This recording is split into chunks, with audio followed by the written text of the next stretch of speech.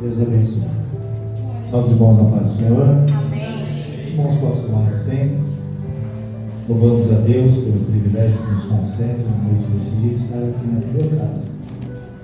Louvar, bendizer e enaltecer o nome do Senhor. Quem está disposto a ouvir a palavra de Deus? Amém. Gostaria que vocês abrissem a palavra de Deus, aqueles que não trouxeram para acompanhar aqui pelo monitor. Primeira carta aos Coríntios, capítulo 13, versículo 11. Apenas o versículo 11. Qual é o versículo? 11. Diz assim: quando eu era menino, falava como um menino, sentia como um menino, pensava como um menino. Mas logo que cheguei a ser homem, acabei as coisas de menino. Quando nós falamos em Bíblia, eu quero traduzir uma coisa para não ficar restrito à classe masculina. Pode ser interpretado assim: quando eu era menina, falava como menina, sentia como menina, pensava como menina. Mas logo que cheguei a ser mulher, acabei com as coisas de menina. Porque tanto serve o gênero masculino como o gênero feminino. O que eu procurei esse texto para falar? Você concorda comigo que há uma passagem de um nível? Aqui está dizendo, olha, um tempo era menino, mas cresci e se tornei homem. E traduzindo o que eu disse, o tempo era menino. Passei a etapa de menina e se tornei uma mulher. Se nós olharmos isso no âmbito físico, temos que também interpretar isso no âmbito espiritual, porque Paulo está falando no conceito espiritual. Nós temos etapas de crescimento na nossa vida, e nós só conseguimos inserir uma etapa nova quando nós deixamos a etapa velha. Tem a lei de Newton que diz assim: dois corpos não ocupam o mesmo lugar no espaço. Você não pode viver uma nova etapa na vida se você está presa a uma etapa velha. Tanto é que hoje é o mal do século, que é a depressão. A pessoa não consegue viver o presente nem o futuro porque está presa numa etapa na vida do passado. Depressão é um peso, um aprisionamento do passado. Então a pessoa não consegue viver o presente nem o futuro porque está na etapa presa no passado. Eu quero dizer que quando Deus nos chama para mudar de etapa, Deus já está lá na frente nos chamando. Onde está Deus? Deus já foi na frente. Tanto é que tem um hino que ele quebra muralhas, vai na frente, abrindo caminhos, né? Deus é um Deus desse. Deus, antes de falar para você ir, Ele já foi, já preparou o lugar para você se posicionar. Aleluia. Tanto é que no seu ministério terreno Ele falou, ó, não turbe o vosso coração, crede em Deus, crede também em mim. Na casa de meu pai há muitas moradas. Se não fosse assim, eu teria dito, vou lhes preparar lugar. Como ele está dizendo, eu vou na frente preparar lugar. E a nossa vida espiritual, quando Deus nos chama para uma nova etapa, para um novo ciclo, para uma nova, como se diz, uma nova fase na nossa vida, nós podemos entender que Ele já está lá na frente nos preparando para nos proporcionar a nossa chegada nessa etapa. Porque todo novo causa medo, todo novo causa aflição, todo novo causa insegurança. Mas quando nós falamos de novo de Deus, você pode ter tranquilo. Aquele que falou vem, já está lá, preparando tudo para a sua chegada. Amém? Eu estudei uma matéria na época que eu fazia teologia, e essa matéria era dispensação. Qual é o nome da matéria? Dispensação. E o termo dessa matéria é assim: dispensação é um período determinado de tempo a qual Deus trabalha de uma determinada maneira, assim de prová-lo quanto à sua disponibilidade de relacionamento. Resumindo, é uma fase da vida que Deus trabalha com nós de uma tal forma para provar, para nos ensinar, para nos aperfeiçoar a nossa disponibilidade em relacionamento com Ele. Quem já passou em tempo de prova aqui? Mas quem já passou em tempo de bênção? É isso, as provas nos aprovam para ser abençoado. E como é numa escola, por exemplo, se você passar pelo curso da lição e não aprender, você vai ficar repetindo. Tem pessoas que têm está passando por um período de prova e essa prova já está prolongada, porque não tem aprendido o que essa prova está ensinando. E é como no vestibular, se não aprender, vai tomar bomba no fim do ano. Se não aprender, não vai passar. Interessante que a didática de Deus é diferente.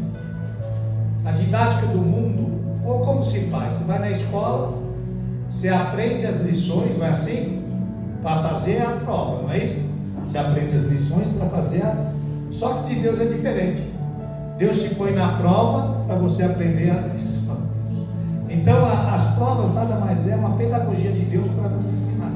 E quando nós aprendemos as provas que Deus permite nós passarmos, nós crescemos. Então nessa noite eu venho da parte de Deus falar para você que tem uma mensagem aqui inserida, falando para você assim: olha, Deus quer que você mude o seu nível, Deus quer que você mude o seu status. Quando era menino, fazia as coisas de menino, pensava de menino e agia como menino, mas agora cresci, agora aprendi, agora cresci e deixei as coisas de menino. Aquilo que eu vivia era no passado. Deus está te chamando para uma nova dimensão na sua vida. E dentro disso, eu quero que você entenda uma coisa: Deus não tem o plano B. Repita comigo: Deus não tem um plano B. O plano B. Nós muitas vezes na nossa estratégia, nós tentamos falar assim: ó, vou fazer isso, se isso não der certo eu faço isso, e se não der certo eu faço isso, não é isso? O brasileiro é conhecido por ser gambiarreiro. Eu tinha um chefe alemão que ele falava: Dominga, você ser muita gambiarra, porque eu ficava resolvendo as coisas assim, dava as alternativas assim diante da solução. Então, quando nós entendemos isso, Deus não tem plano B. Repita comigo: Deus não tem plano B. Tanto é que Jó diz assim, em Jó 42:2: bem sei, Senhor, que tudo podes, nenhum dos seus planos pode ser impedidos. Muitas vezes nós, por exemplo, vou dar um exemplo: no jardim do Éden, Deus fez o homem, fez a mulher, vivia em comunhão com ele, todo no final da tarde Deus vinha se estabelecer um relacionamento com Adão. Chegou um dia, Adão pecou, comeu o fruto da árvore, e ali houve um distanciamento. O pecado rompeu aquele relacionamento, aquela comunhão com Deus. Parece que Deus falou: pô, peraí, Adão me fez um problema, agora eu vou ter que criar uma solução para trazer o homem de volta à minha comunhão. Não, porque a Bíblia diz que o cordeiro estava morto antes da fundação do mundo. Antes de Adão ter pecado, Deus já tinha preparado o cordeiro para redimir o homem do afastamento que Adão provocaria. Tudo estava dentro do planejamento de Deus, tudo estava dentro da soberania de Deus, tudo estava dentro do controle de Deus. Quando nós olhamos, por exemplo, na Bíblia, certa feita o reino de Israel estava dominado por uma idolatria, pelo paganismo, servindo a Baal. E chega Elias diante do rei Acabe e fala: olha, não há chuva sobre Israel segundo a minha palavra. Não foi isso que Elias falou? Cerrou o céu. E Deus falou assim, para Elias: olha que simplicidade, Elias, você declarou isso, agora você vai se esconder. Você vai junto ao ribeiro de Querite, fica ali, toma água do ribeiro, e você vai ser alimentado. De manhã e à tarde eu mandei os corvos levar carne e pão para você. Eu já ordenei os corvos que levem pão e carne para você de manhã e à tarde. Elias já tinha ido, mas Deus já tinha ordenado aos corvos para alimentar ele. Elias não tinha ido ainda, mas Deus já tinha preparado a condição de se manter ele lá. Vai lá que eu já fui lá. Em outras palavras, olha, Elias, você vai viver uma nova etapa, mas nessa etapa que você vai viver, você pode ir lá tranquilo, porque o ribeiro vai ter água, os corvos vão trazer alimento para você de manhã e à tarde, porque eu já ordenei a eles. Deus já estava na frente, antecipando a necessidade de Elias. E chegou um momento que o ribeiro se secou, porque não estava chovendo. Aí Deus falou assim: ó Elias, agora tem uma nova etapa na sua vida. Qual é, Deus? Agora você sai daqui e vai para Serepta, porque lá tem uma viúva.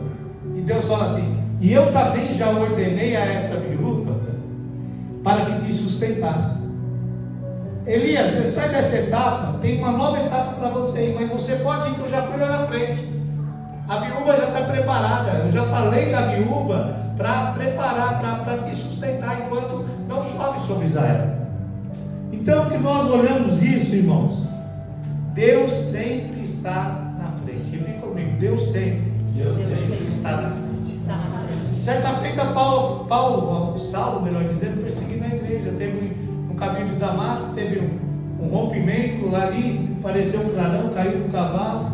Paulo, por que me persegue? Paulo ficou cego. Aí Deus chama um profeta chamado Ananias. Fala: Ananias, vai ali na rua direita. Olha como Deus fala os detalhes. Vai na rua direita, na casa de Judas, tem um homem de Tarso, seu nome é Saulo.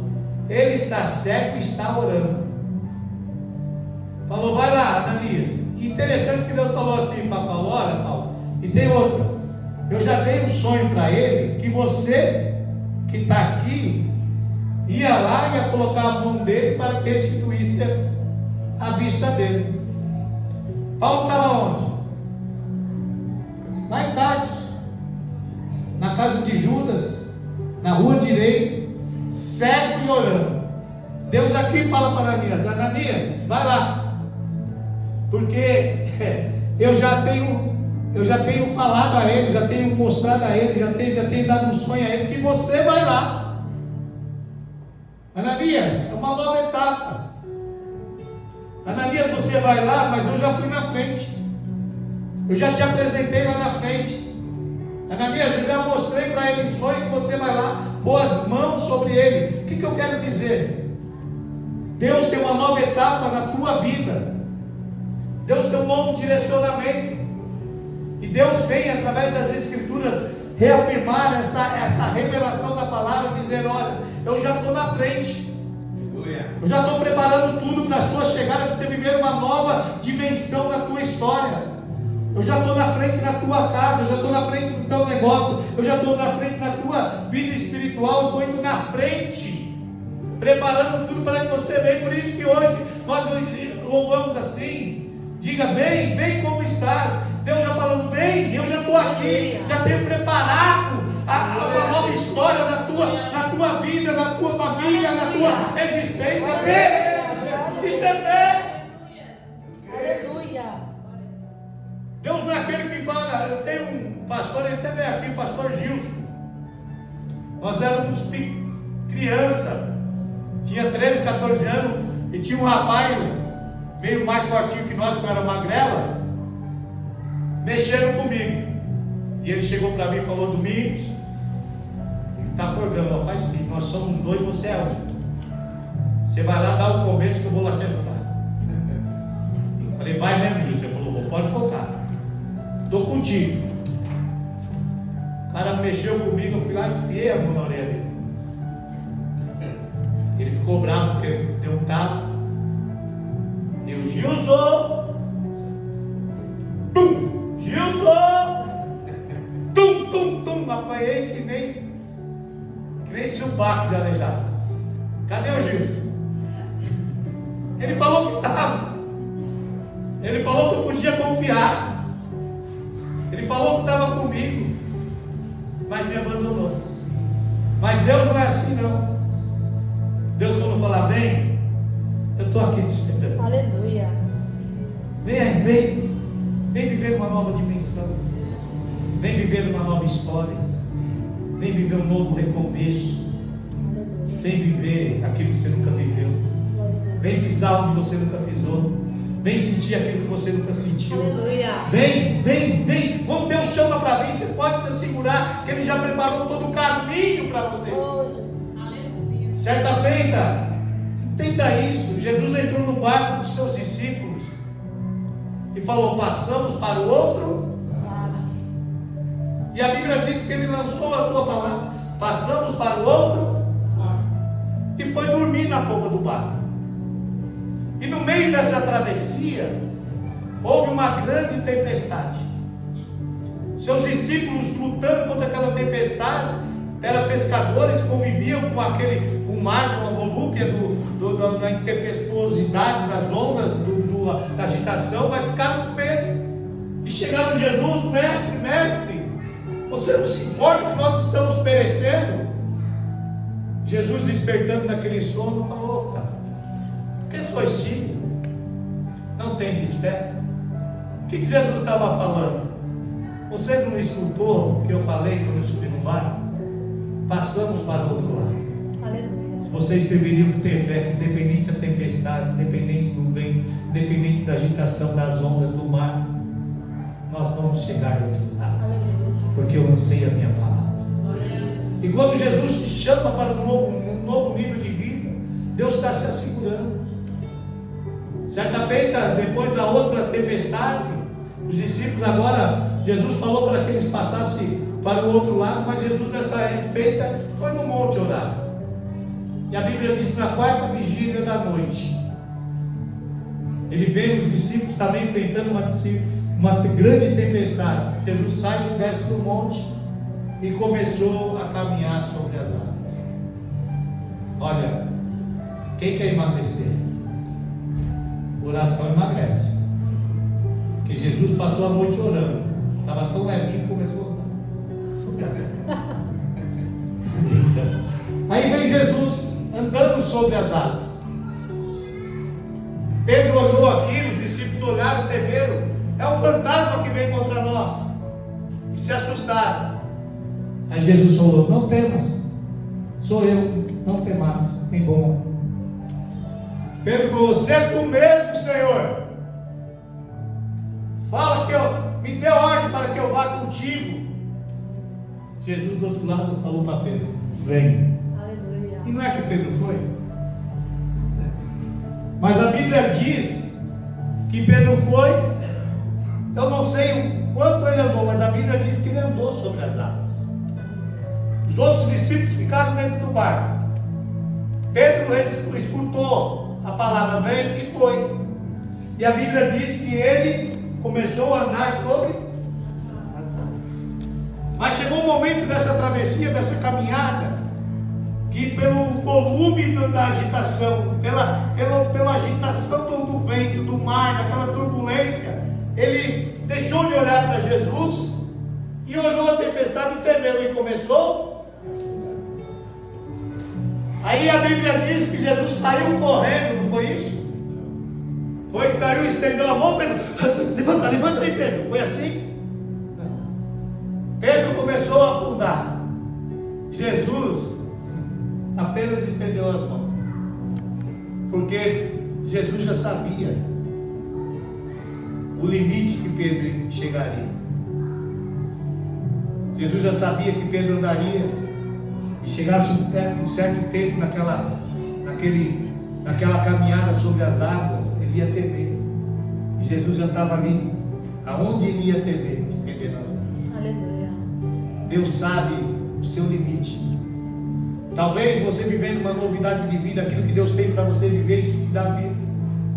Porque é pela fé, é viver o que você nunca viveu, é sentir o que você nunca sentiu, é acreditar naquilo que você até então não acreditou, uma mudança radical. E talvez isso dê um medo, uma incerteza de você não estar sabendo para onde Deus está te direcionando, o que Deus quer fazer na tua história. Mas não tenha medo, porque Ele sabe o seu limite. E quando você não tiver mais diante das lutas, das tempestades, tiver um momento de fraqueza, desse novo que Deus está te mandando, um sobrenatural que Ele está te chamando, Ele vai estender as suas mãos. Ele vai sabe o seu limite. Repita comigo: Deus sabe o meu limite. Deus sabe o meu limite. Quando eu olho na Bíblia, presta atenção, eu não estou falando de predestinação, eu estou falando de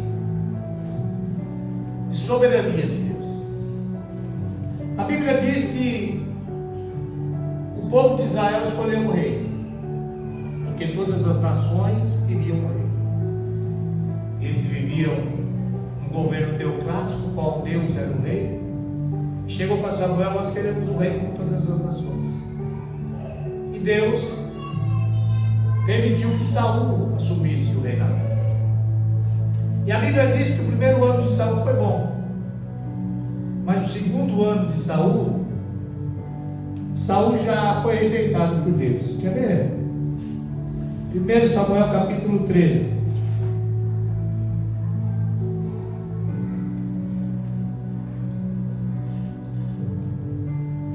Primeiro Samuel capítulo 13. Deixa eu achar aqui que já tem umas anotações aqui.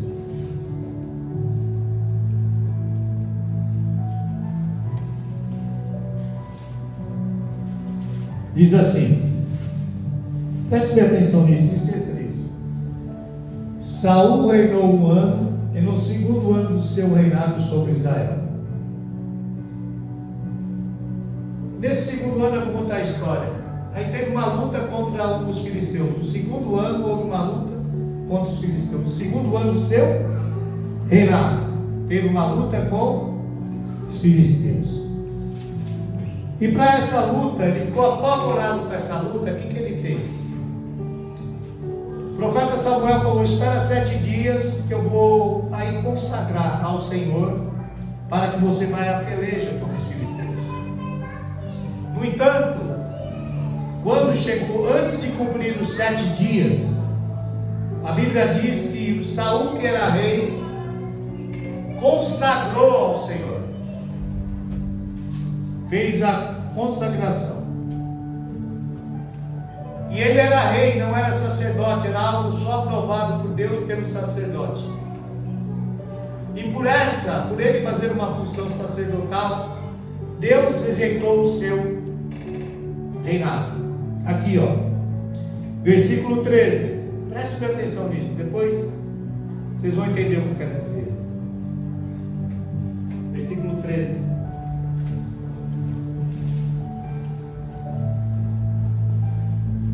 Diz assim: então disse Samuel a Saul: agiste neciamente e não guardaste o mandamento que o Senhor teu Deus te ordenou, porque agora o Senhor teria confirmado o teu reino sobre Israel para sempre. 14. Porém agora não subsistirá o teu reino, e já tem buscado o Senhor para si um homem segundo o seu coração, e já lhe tem ordenado o Senhor que seja chefe sobre o seu povo, porquanto não guardaste o que o Senhor te ordenou. Preste atenção. Saul era rei. No segundo ano, repita comigo, segundo ano. No segundo ano, Ele desobedeceu ao Senhor. E Deus rejeitou aí o seu reinado. Repita comigo, no segundo ano. no segundo ano, Saul desobedeceu ao Senhor. desobedeceu o Senhor. Agora abre Atos capítulo 13, versículo 21.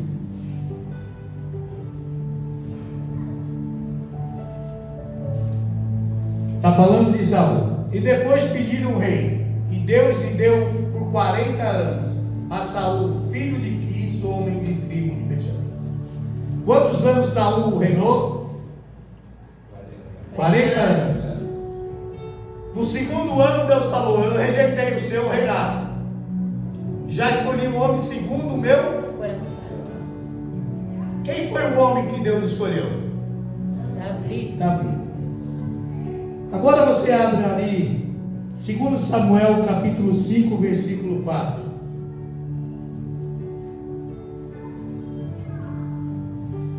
Da idade de 30 anos era Davi quando começou a reinar. 40 anos reinou. Quem sabe fazer conta? Saul reinou 40 anos, certo? No segundo ano ele foi rejeitado por Deus, não foi? Então ele reinou 38 anos, rejeitado por Deus, não foi isso? 39? Foi no segundo ano, 38 para 39. Quem sucedeu? Davi, quando assumiu o reinado, quantos anos ele tinha? 30. Vocês perceberam que Deus escolheu um homem segundo o seu coração? Ainda ia demorar 9 anos para Davi nascer. Aleluia. Ia demorar 9 anos para Davi nascer. E Deus escolheu um homem segundo o teu coração. Você acha que esse Deus não tem o controle de tudo? Deus conhece o amanhã sendo hoje. Por isso, na noite desse dia, Deus está falando: olha, despreocupe, entregue o teu caminho ao Senhor, confia nele e ele tudo fará. Sabe por quê? Deus está vendo o seu amanhã lá. Aleluia. E sabe para que você nessa etapa é apenas entregar o teu caminho a Ele, que Ele está vendo a sua chegada. Ele já preparou o seu amanhã, já preparou o teu futuro, já preparou as condições que você precisa para alcançar, para realmente se encontrar, para preencher o vazio da tua alma.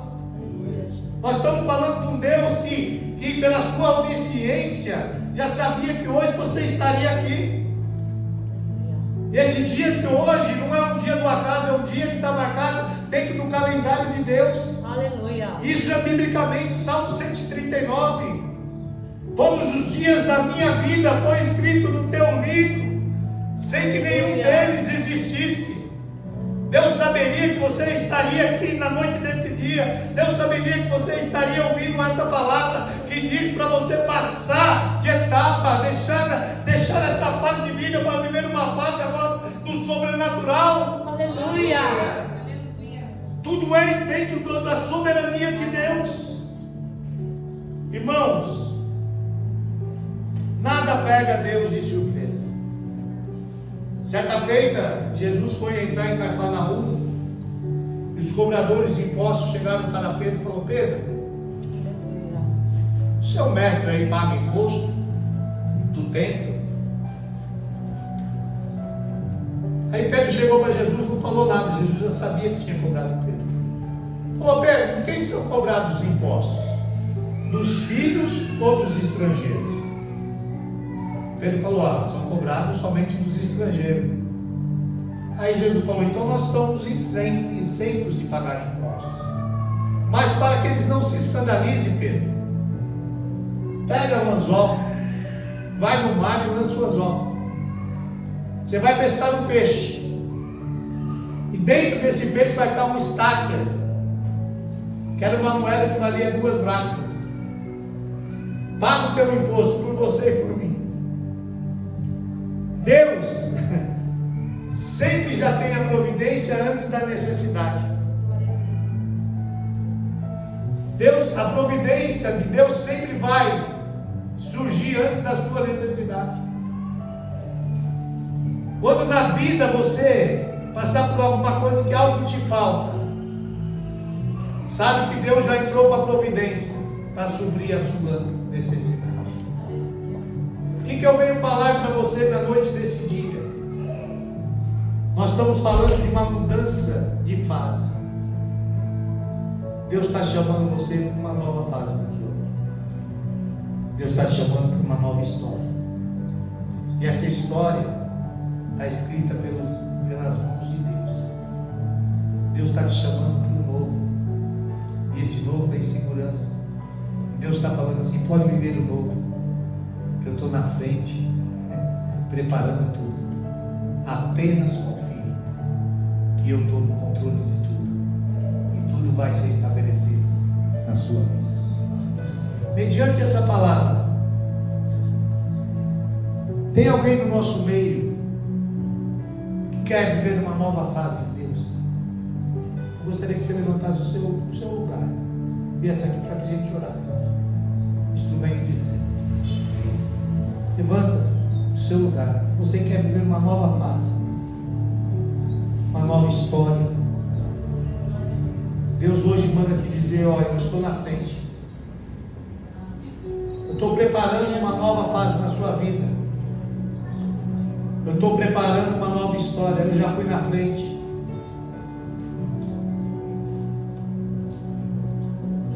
Saia do seu lugar. Isso é um instrumento de fé. Deus te trouxe aqui na noite desse dia para mudar a história da tua existência. Deus está falando, eu estou na frente. Da mesma forma que Jesus falou, vem, vem. Se você quiser continuar nessa fase, filho, hoje Deus está chamando você para uma nova fase. De repente a pessoa acostuma com a opressão, com o sofrimento, com a tristeza, com a insegurança, não é? Mas se quiser viver uma novidade de vida, é a oportunidade que Deus tem para você na noite desse dia. Eu não estou chamando você para aceitar Jesus, não. Eu estou chamando você para viver uma nova fase, para viver uma nova história. É Raimundo, Felipe, Bruno, Beth, Wesley e Yasmin. Vamos se levantar todos.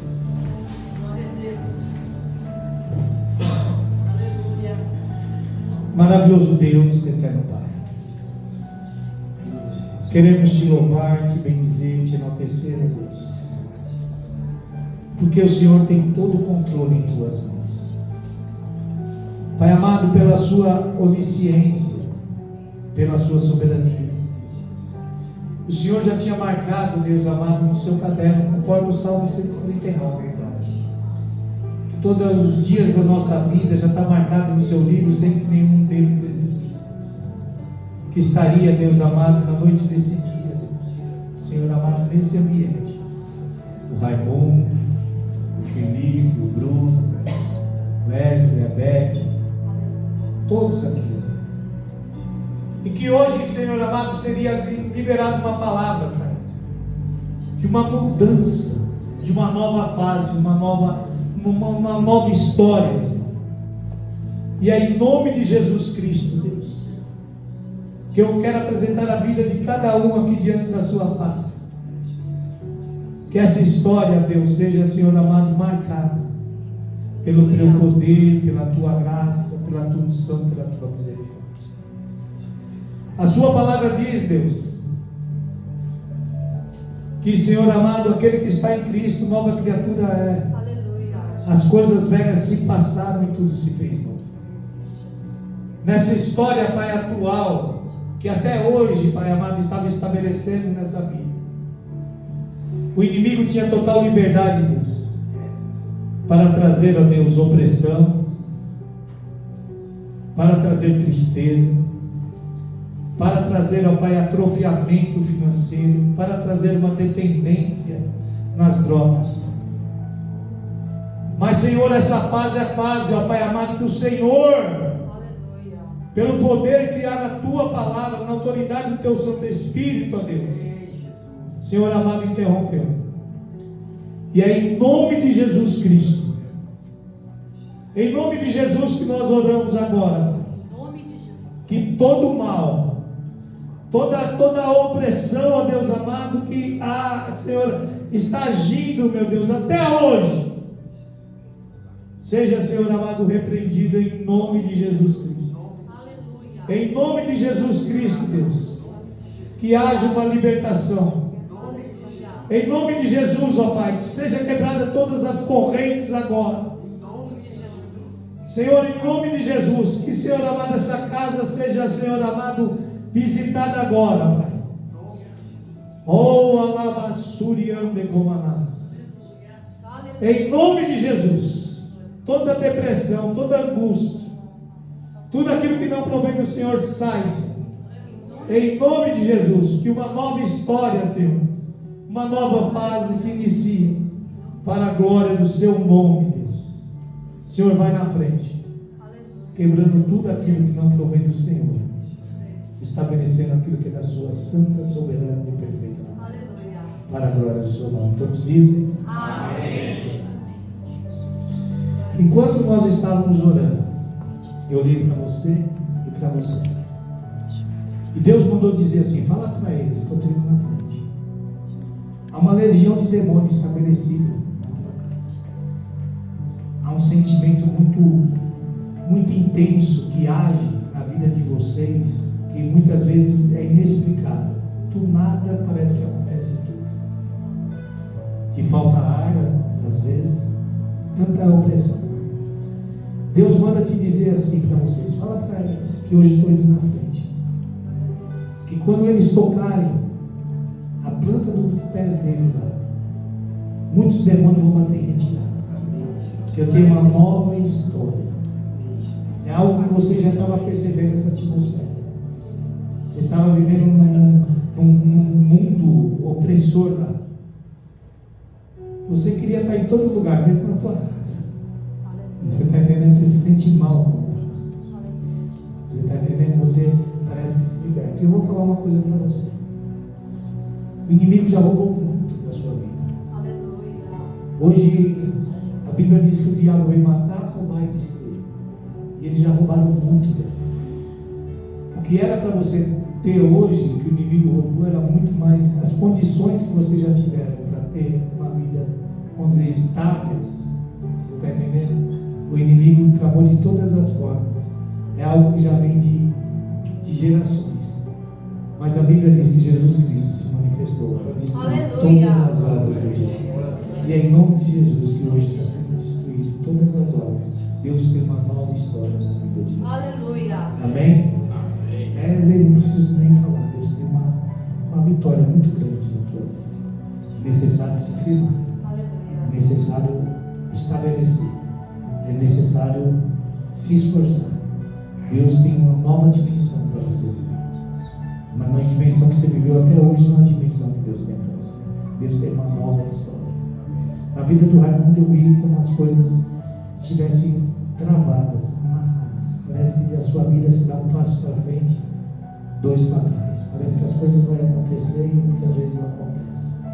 Mas Deus está falando que hoje está planando os caminhos. Deus está na frente, quebrando tudo. Para que você, aquilo que você não viveu, você vai viver. Aquilo que você não sentiu, você vai sentir. Aonde você não pisou, você nem imagina pisar, você vai pisar. Deus tem um novo na tua história. Amém? Amém. Deus abençoe a vida dos irmãos. Posso tomar as palavras.